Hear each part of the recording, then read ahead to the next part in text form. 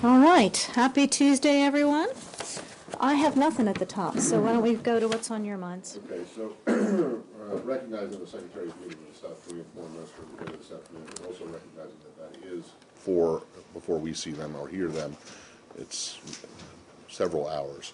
So I'm just wondering if you can go over a bit of what you expect the Secretary and the South Korean to talk about as it relates to North Korea.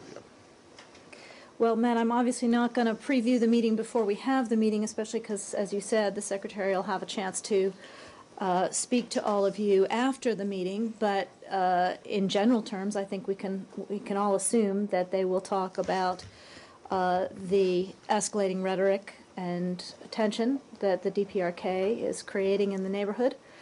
I'm sure they will also talk about our bilateral relationship. As you know,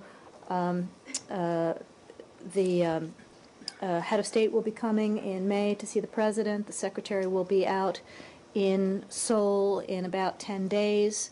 So they will talk about all those things. They will probably talk about relations more generally in Northeast Asia.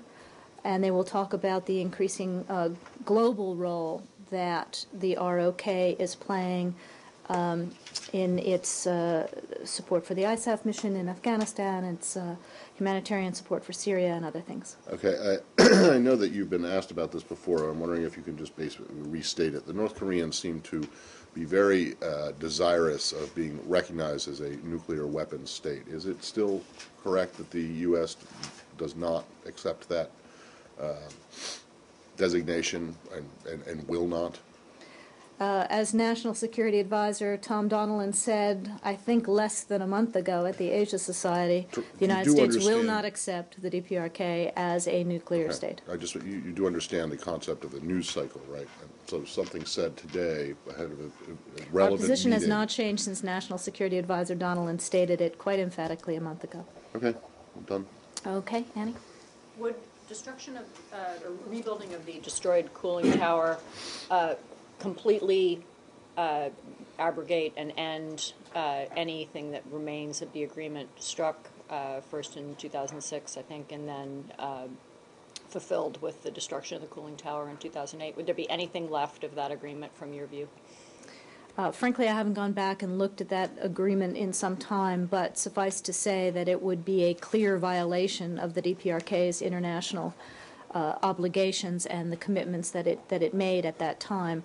What else has already been dismantled from that time? I'm frankly not haven't looked at it in a long time. What, as a practical matter, would it change anything if they rebuilt that cooling tower? I mean, does it place them in any different status as far as the UN is concerned, or as far as you're concerned? Well, obviously, there's a long way to go between a stated intention and actually being able to pull it off with all that would entail. But, were they to be able to put themselves back into a position to use the facility, that would obviously be extremely alarming. But as I said, it's a long way from here to there. Are you suggesting that it may be a bluff then? I'm simply saying that what we have as of today is a stated intention to violate their international obligations further. That's not going to take them any closer to ending their isolation, to feeding their people, or in any way improving the quality of life in the DPRK. Saeed? Please do. Dima? Without going into intelligence matters too much. Too much. Too much. Thank you for that opportunity, Dima. Is the suspicion of the U.S. government now any stronger than a couple of years before that the DPRK also has the uranium enrichment program? I'm not going to get into intelligence. Thank you for the opportunity, but you know what they have said publicly, and they have bragged about both kinds of programs. Please. Yes, Toya. Lucas Tomlinson, Fox News. Today's comments mark the first time that the DPRK has publicly acknowledged that its highly enriched uranium programs are, in fact, being used for the development of nuclear weapons. As recently as 2009, in an interview with Fox News, Secretary of State Clinton was still expressing skepticism that North Korea had the HEU program. Why was the administration so slow to grasp the existence and scale of this threat? Again, I think that's a version of the question that Dima just asked, and I'm not going to get into our intelligence assessments here. And real quick, one follow-up. Yeah. Have we asserted yet whether that nuclear test that was done contained plutonium or uranium? Again, I'm not going to get into intelligence here. Scale of 1 to 10, 10 That's being good, certain. good Okay. try. Go ahead. Can we go to Syria? Yesterday, the Deputy Secretary General, Jan Elsen, suggested that there are plans to send in troops to Syria, I mean, peacekeeping troops to Syria, and possibly to do more than just peacekeeping. Could you share with us anything on this? Well, I think what he was talking about was the contingency planning that the UN is doing in this case, which is similar to the contingency planning that the UN does in all such cases, Right. when there is the potential for it being asked to provide a stabilization force, etc. So we regularly consult with the UN, with our international partners, about how we can support a stable transition in Syria. We all know that there's already a goodly amount of sectarian violence, that violence could increase in any of a number of scenarios, including a scenario where Assad had departed the scene. So we need to be ready as an international community for all requirements. So all it is, this plan that is called Syria the Day After, is just a contingency plan in the event that the regime falls? The UN is looking at all of the things that might be needed from the international community, as are we nationally, as are a number of other close allies and partners who work on Syria. So it's everything from the question of civilian security to chemical weapons to humanitarian needs to rebuilding, all these kinds of things that come up in this kind of situation. Last Thursday, the Security Council unanimously approved sending 2,500 troops to Congo, actually to conduct not peacekeeping, but offensive kind of operation. Is that something that is likely to happen in the Syria situation? Again, Saeed, you are well ahead of where we are. I think it depends on what the needs are. It depends on whether there are requests from Syrian leaders post-Assad, whether the circumstances are spilling beyond borders, etc. And finally, on Brahimi, he's being marginalized more and more with every passing day. He was not invited to the Arab League Summit Conference. We don't know about his plan, and now they even seem to be bypassing him. Could you comment on that? I don't think that's an accurate characterization of his role. As you know, he continues his quiet diplomacy among Syrians who he believes have influence, among countries who he thinks have influence, with different factions in Syria, including consultations with Russians and others who may have influence on the regime, to see what he can put together. It has been some time since he has called a meeting, but we understand his own quiet diplomacy continues. Thank you. Yes, please. Your comments yesterday about Egypt have made you something of the flavor of the month there, or flavor of the week. The ruling party says that you're blatantly interfering in their internal affairs. I'm wondering if you have any response to that. As we always do from this podium, I was not representing my personal views. I was representing the views of the U.S. government. We stand by those views as articulated here yesterday. Right, but do you accept the characterization that you are that you're interfering in Egypt's internal affairs by questioning the priority with which the Egyptian courts or prosecutors are taking up cases against television personalities rather than people who were rather than the people who assaulted, physical assaults on people? Our point here yesterday was to say that rule of law needs to be applied appropriately in all circumstances. It's the same point that we make with regard to countries around the world, so no, we reject the notion that we were interfering. Please. Can we move to North Korea? We've just done North Korea. Sorry. You'll see a said that full they and did rich it. transcript. Nice red dress, though. Misha. Yeah, on Saudi Arabia and Yemen, Saudi Arabia is deporting thousands of Yemeni laborers from Saudi to Yemen, and this will affect the economy in Yemen. How do you view this action? I hadn't seen that, Michelle. Let us see if we have any comment on that one way or the other. Thank you. Central Africa. Yeah. Tomorrow in N'Djamena, the capital of Chad, we host the summit of the Economic Community of Central African States. to discuss the situation in Central Africa. What are your expectations with regard to this summit? Well, as I said a couple of days ago, we do welcome the fact that the Economic Community of Central African States is going to meet on the situation in CAR.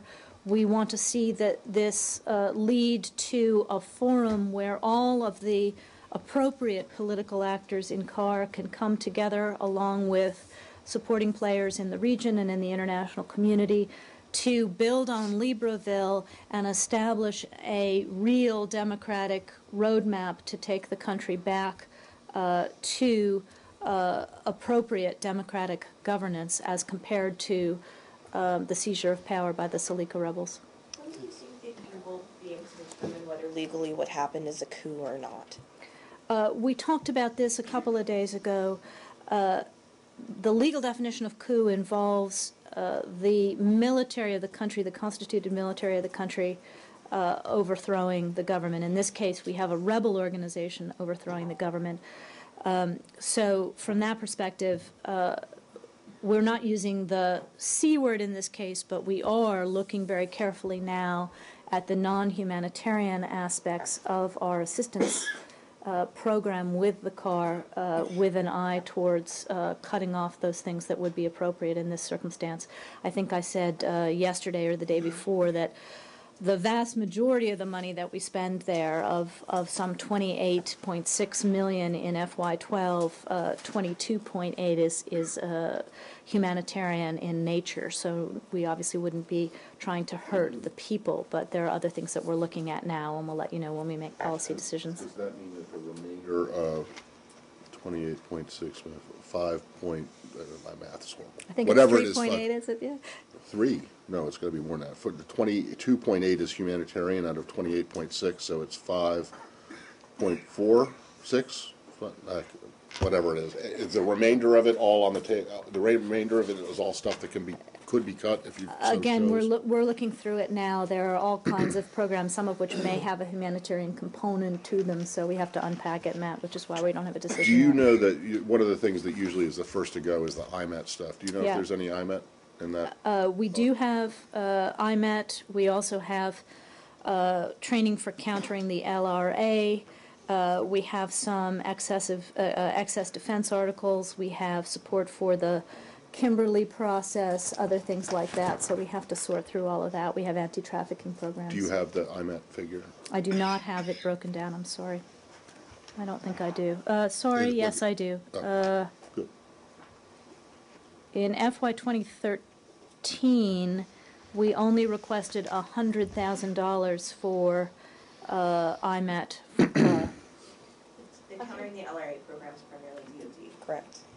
The funding Yes, for that? it's primarily the training and support that small number of forces, primarily in Uganda, but some of them in southern CAR, provide. Have you had any contact with any of the people who are now in power in Central Africa at all?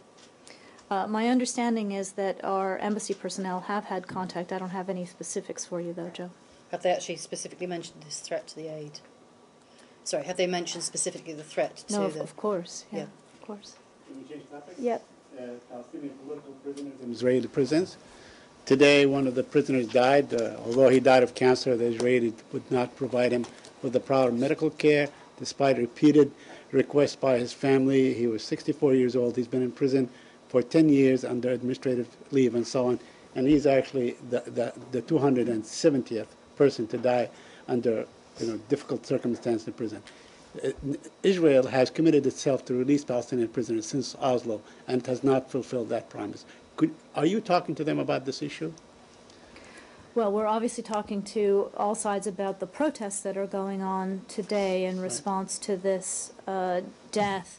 Let me just say that we have the same position on protests in the Palestinian territories as we have everywhere else, which is that individuals have the right to express themselves peacefully. We want to see freedom of expression maintained peacefully. And we don't support violence either by protesters or by law enforcement in response to peaceful protest. Israel has long practiced administrative detention against Palestinians that go on for years, sometimes decades, which is declared by the United Nations to be a violation of the most basic of a human right. Do you subscribe to the same principle? Well, as you know, we discuss the issue of Israeli detentions in our human rights report. That'll be updated in a few weeks, and you'll see what we have to say there again. Please, Scott. On Serbia. What is the U.S. position regarding ethnic Serbs in northern Kosovo who don't follow the Kosovar Central Authority? Well, Scott, as you know, Lady Ashton, the High Representative of the EU, is engaged in diplomacy with both Kosovar and Serb leaders now to try to work through these issues of recognition, of normalization, of relations. As you know, we recognize Kosovo as an independent country. We recognize the integrity of Kosovo, including the north. It's obviously up to Kosovo how it will establish the kinds of autonomy that some ethnic Serbs are seeking in the north, but these are all the subjects that Lady Ashton is working on, including the question of parallel Serb structures, etc. And we want to see a peaceful resolution of these issues that allow both Kosovo and Serbia to move forward and to move forward along a European trajectory. So do you see a role for Serbia in resolving the ethnic Serb issue in northern Kosovo as well? We see, obviously, a role for Serbia in making clear to Serb citizens, ethnic Serbs, that it's time to resolve these issues. Yes. Yes. Are the American authorities working at all with the Brazilian authorities on the case of the American woman who was a tourist who was gang raped in Rio? We are, Dana, we can confirm that a U.S. citizen was sexually assaulted in Rio de Janeiro. Our thoughts are with the victim at this difficult time. Our consulate in Rio is in contact with the victim. We're also providing all appropriate consular assistance to her. I want to also take this opportunity to thank the Brazilian authorities for their quick response and assistance. Our consulate in Rio has been working very closely with Brazilian authorities on the case and on the investigation that they have launched. Please tell me who you are. Hi, I'm Carla Turner with Canadian Broadcasting. I wanted to ask you about the Algerian gas plant attack back in January and the fact that 2 Canadians have actually been identified as being part of the militants. And that more may be identified. Identified by whom? Identified by the Canadian media, and by the Canadian media at this point. Do you have any comment on the fact that there are Canadians involved and maybe more Canadians involved?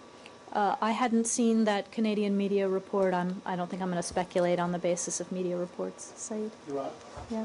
Yesterday there were quite a few assaults on Iraqi journalists, Iraqi media centers, and media organizations all throughout. My question to you, were any of the centers that are supported by the United States, the media centers, the training centers and so on, supported by the U.S., were targeted in these assaults? I don't have any information on that. I think I probably would have heard, but let me take it, Saeed, and check, okay? Thank you. All right, Guy? Regarding taking questions, yesterday I inquired about this letter that 2 congressmen had written to Secretary Kerry about alleged Benghazi attack survivors at Walter Reed Hospital. This is Congressman Wolf's letter. That's right. Yeah, Guy, I did check into it. We do have the letter. We're working on an answer. We hope to have it in coming days. It hasn't been sent. Has not been sent. I misspoke yesterday. Thank you. Anything else? All right, everybody. Thank you.